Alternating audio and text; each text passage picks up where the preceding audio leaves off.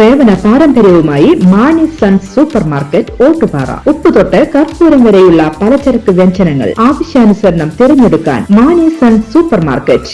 Branded അരികൾ, പ്രമുഖ കമ്പനികളുടെ ബിരിയാണി അരികൾ, ബ്രാൻഡഡ് കറി പൗഡറുകൾ, സ്പൈസസ്, ഡ്രൈ ഫ്രൂട്ട്സ്, എസൻസ് എന്നിവയും സ്റ്റീൽ, അലുമിനിയം, പ്ലാസ്റ്റിക് തുടങ്ങിയ ഹോം അപ്ലയൻസിന്റെ വിപുലമായ ശേഖരം. വ്യാപാരികൾക്കായി ഹോൾസെയിൽ സംവിധാനം. എല്ലാവിധ പലചരക്ക് സാധനങ്ങളും ഒരു കുടക്കീഴിലൊരുക്കി നിങ്ങളെ സ്വാഗതം ചെയ്യുന്നു മാണി സൺസ് ജില്ലാ ആശുപത്രിക്ക് സമീപം ഓട്ടുപാറ, വടക്കാഞ്ചേരി.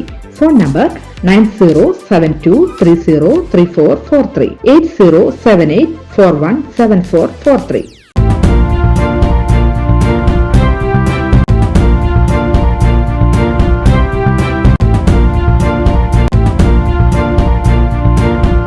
നമസ്കാരം, എനി ടൈം ന്യൂസിലേക്ക് സ്വാഗതം. വയനാട്ടിലെ ദുരന്തഭൂമിയിലുണ്ടായ അനുഭവങ്ങൾ കോർത്തിണക്കി കുട്ടികൾ അവതരിപ്പിച്ച ദൃശ്യാവിഷ്കാരം കണ്ടുനിന്നവരുടെ കണ്ണുകളെ ഈറനണിയിച്ചു. ദുരന്തമുണ്ടാകുമെന്ന പക്ഷികളുടെ മുന്നറിയിപ്പുകളും ഉരുൾപൊട്ടലും വെള്ളപ്പാച്ചിലും അതിൽപ്പെട്ട് പൊലിഞ്ഞു പോകുന്ന ജീവനുകളും അവയെ വീണ്ടെടുക്കുന്നതുമെല്ലാം ഉൾപ്പെടുത്തിയാണ് വേറിട്ട ദൃശ്യാവിഷ്കാരം കാണികൾക്ക് മുന്നിൽ അവതരിപ്പിച്ചത്.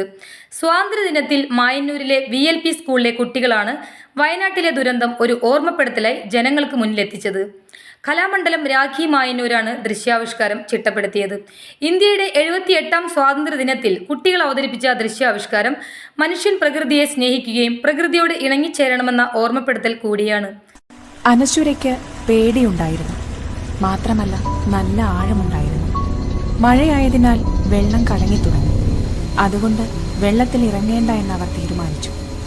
അങ്ങനെ വെള്ളച്ചാട്ടത്തിന്റെ മനോഹാരിത ആസ്വദിക്കുമ്പോഴാണ് ഒരു കിളി അവിടേക്ക് വന്നത്. ആ കിളി ഒരു വിചിത്രമായിരുന്നു. ആ കിളി സംസാരിക്കുമായിരുന്നു. കൂട്ടുകാരി വേഗം രക്ഷപ്പെട്ടോളൂ, വലിയൊരു ദുരന്തം വരാൻ പോകുക, എല്ലാവരും വേഗം രക്ഷപ്പെട്ടോളൂ.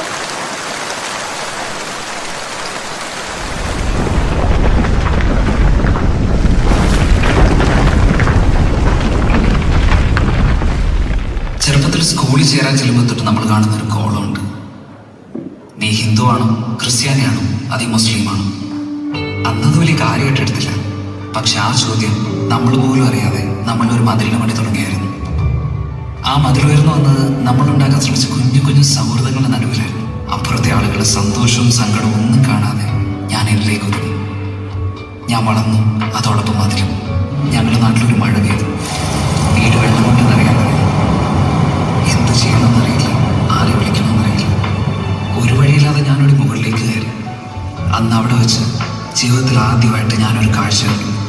പണക്കാരൻ, പാവപ്പെട്ടവൻ, പണ്ഡിതൻ, പാമരൻ, താണജാതി, കൂടിയ ജാതി, ജീവന് വേണ്ടിയുള്ള ഇവരുടെ എല്ലാം നിലവിളിക്ക് ഒരു സ്വരമായിരുന്നു. പോകെ വെള്ളം നിറഞ്ഞ് പണ്ടുണ്ടാക്കിയ മതിലങ്ങ് മൂടി. അതോടെ അങ്ങനെ ഒരു മതിലുണ്ടായിരുന്നു എന്ന് പോലും മറന്ന് ആളുകൾ ഒന്നിച്ചു വിടാൻ തുടങ്ങി. സന്തോഷിക്കാൻ പാടില്ലാത്ത സമയത്ത് പോലും ഞാൻ അല്പം സന്തോഷിച്ചു. കാരണം എൻ്റെ വീട്ടിൽ ആദ്യമായിട്ടാണ് അത്തരം അതിഥികൾ ഒരുമിച്ചെത്തുന്നത്. ഞങ്ങൾ പരസ്പരം സംസാരിക്കാൻ തുടങ്ങി, രക്ഷപ്പെടാനുള്ള വഴികളെക്കുറിച്ച് ചിന്തിക്കാൻ തുടങ്ങി. ഇതെല്ലാം എനിക്ക് പുതിയ അനുഭവങ്ങളായിരുന്നു. പക്ഷെ അവിടെയും സുരക്ഷിതമല്ല എന്ന് മനസ്സിലാക്കാൻ അധികം സമയം വേണ്ടി വന്നില്ല. മഴയുടെ ശക്തി കൂടി, വെള്ളം വീണ്ടും ഉയർന്നു. ഞങ്ങൾ ചുറ്റും നോക്കി, രക്ഷിക്കാൻ ആരെയും കണ്ടില്ല. പോകെ പ്രതീക്ഷ നഷ്ടപ്പെട്ടു. ഇനി ആരും വരില്ലെന്നുറപ്പിച്ച് സ്വയം തോൽവി സമ്മതിച്ച് കൈകളെ ചേർത്ത് പിടിച്ച് കണ്ണുകളിറക്കി ഞങ്ങൾ മരണത്തെ കാത്തു.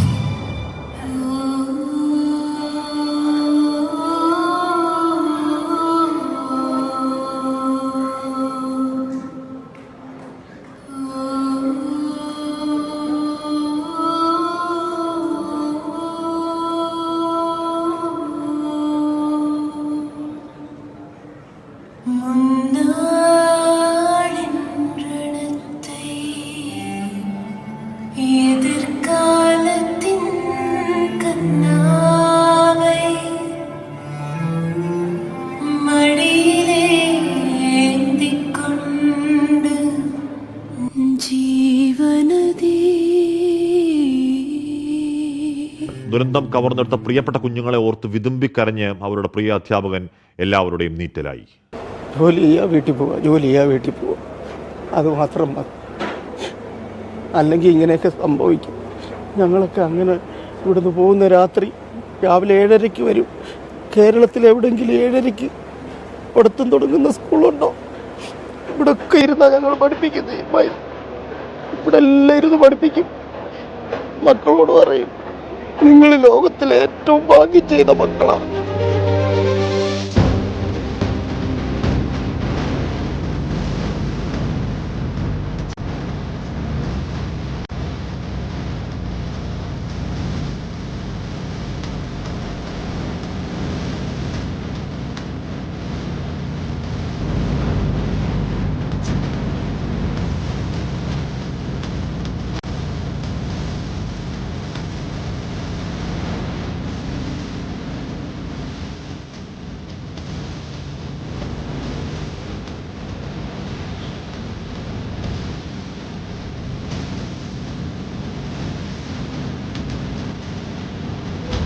News desk any time news. കൂടുതൽ വാർത്തകൾക്ക് ഞങ്ങളുടെ ചാനൽ സബ്സ്ക്രൈബ് ചെയ്യുക, ഫേസ്ബുക്ക് ഫോളോ ചെയ്യുക. വാർത്തകൾ വേഗത്തിലറിയാൻ എനി ടൈം ന്യൂസ്.